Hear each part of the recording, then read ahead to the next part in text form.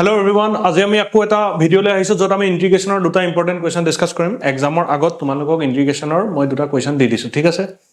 গতিকে কোৱেশ্চন এটা হৈছে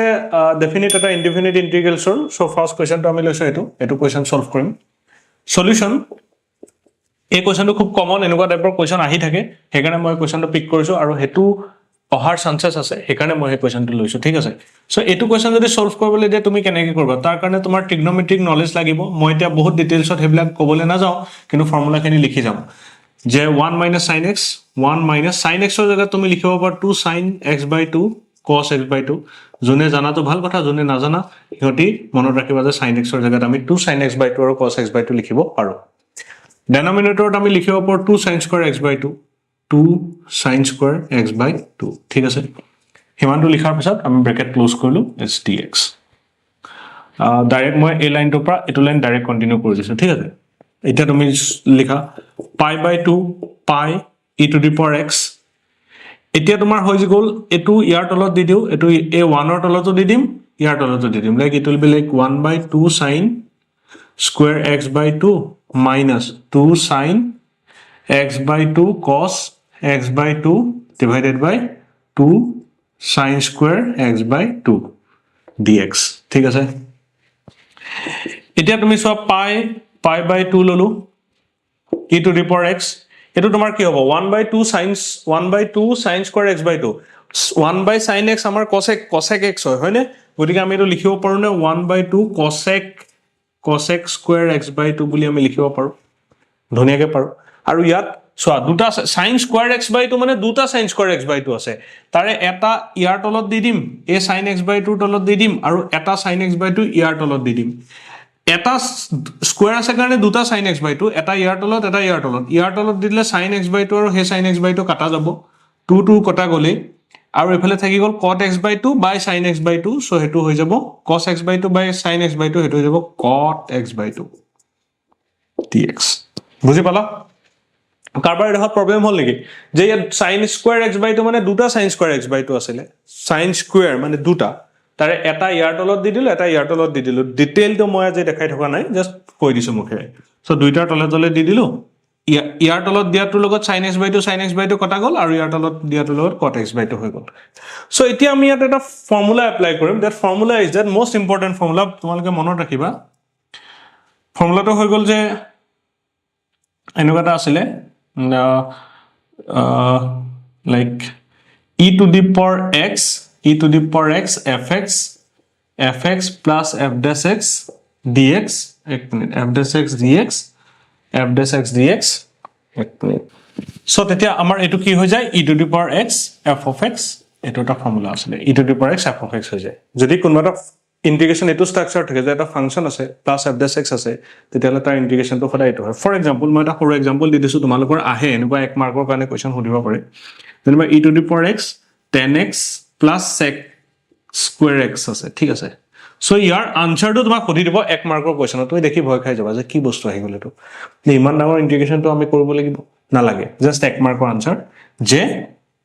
a tan x ৰ ডিফাৰেন্সিয়েশন sec square x হয় গতিকে ইয়াৰ আনসাৰটো e to the power x tan x মানে এটা ইটো ডিফাৰেন্সিয়েশনত থাকিলে হল যদি হে e to the power x ৰ মাল্টিপ্লিকেশনত আছে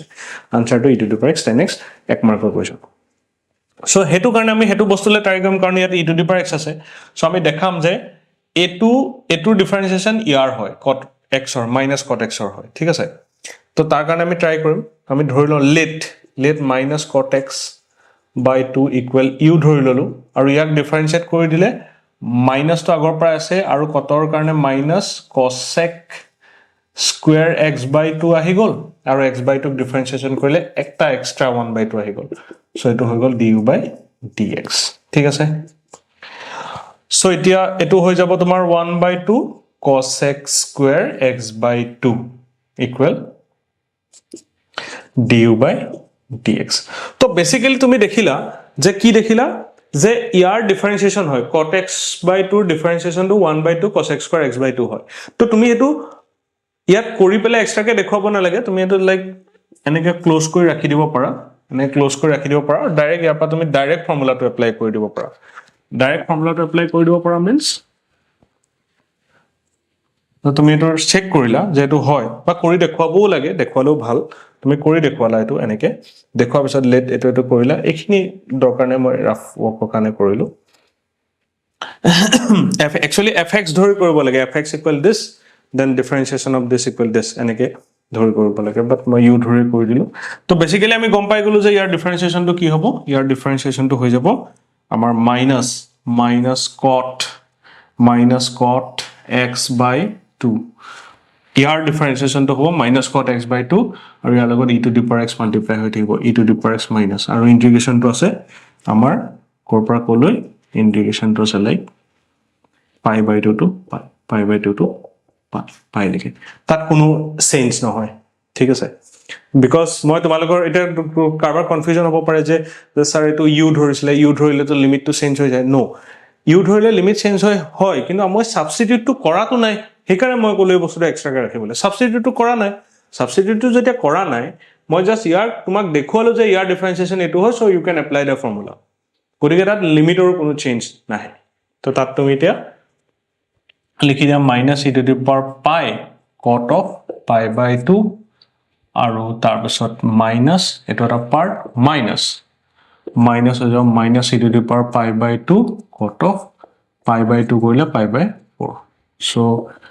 e to the power pi cot of pi by 2 মানে cot pi by 2 এতে 1 হয়নে 1 I guess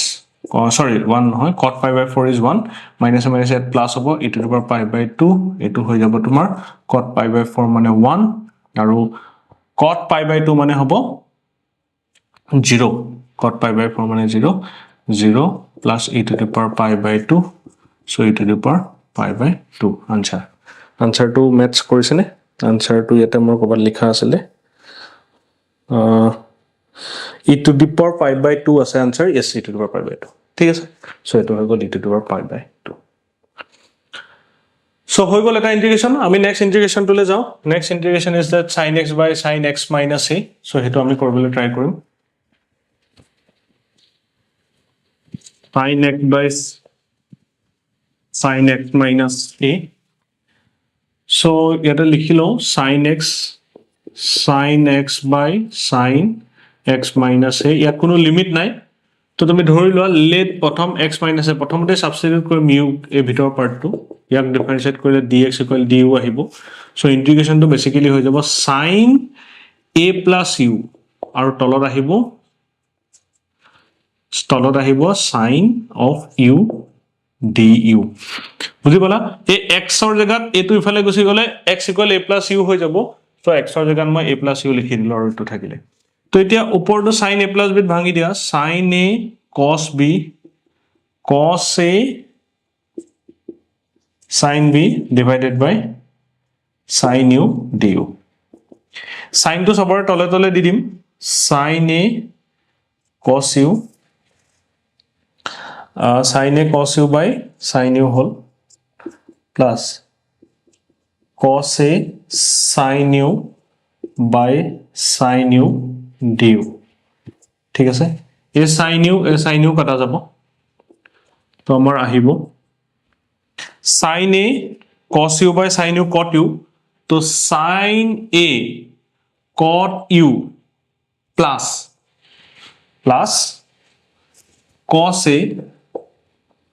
a bas মানে cos a du এটা আমাৰ এটো ইন্টিগ্ৰেট কৰিব লাগে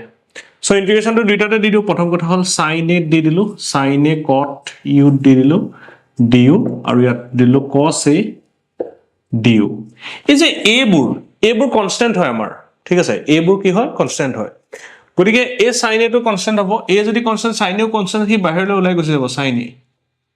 তো এটো থাকিব cot u du plus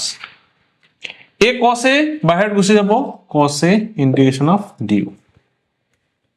ঠিক আছে cos a integration of du তো এতিয়া আমাৰ ইয়াৰ ইন্টিগ্ৰেশন লাগে cot u integration হ'ব log of sin u plus cos a u plus c so আমি বেসিক্যালি পাই গলো log of sin u বাস এতিয়া আমি ইউ বোৰ ৰিপ্লেস কৰি দিও ইউ বোৰ আছে sin a log of sin u মানে আমাৰ আছিল x a plus cos a u মানে আমাৰ আছিল x minus a x minus a plus c x minus a plus c